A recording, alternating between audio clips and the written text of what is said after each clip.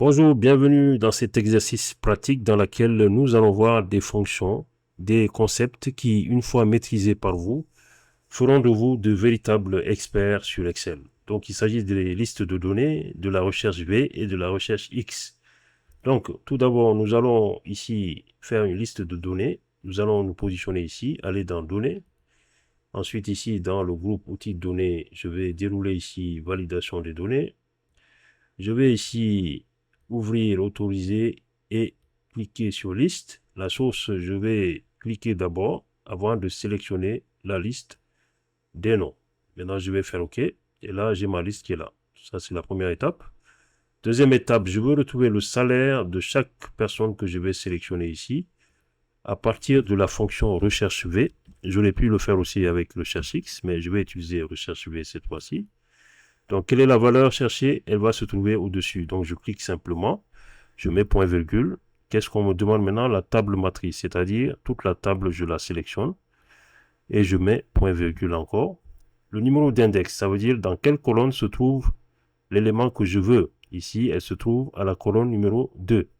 Donc, je mets 2 ici, point virgule.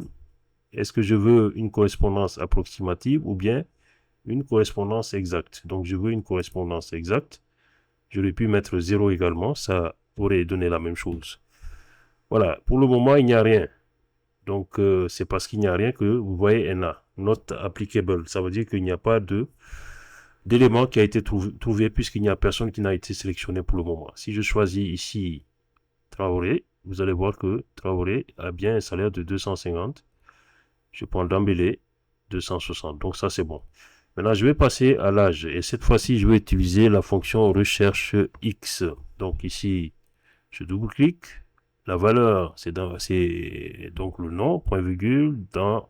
Cette fois-ci, pour la recherche X, c'est différent par rapport à la recherche P. Ici, il me demande le tableau de recherche. Donc, je ne sélectionne que la colonne où se trouve le nom. OK? Ça, c'est bon. Je fais point virgule. Le tableau renvoyé, je veux renvoyer l'âge. Donc, je sélectionne seulement la partie où il y a l'âge. Point virgule. S'il ne trouve pas, qu'est-ce que je dois faire? Je veux lui dire de mettre une chaîne vide. Ça veut dire qu'il ne va rien afficher. Je mets point virgule et je veux une correspondance exacte. Je double-clique sur ça. Ça fait 0. J'aurais pu mettre faux également. Ça allait marcher. Je fais OK. Donc, est-ce que Dembélé a bien 29 ans?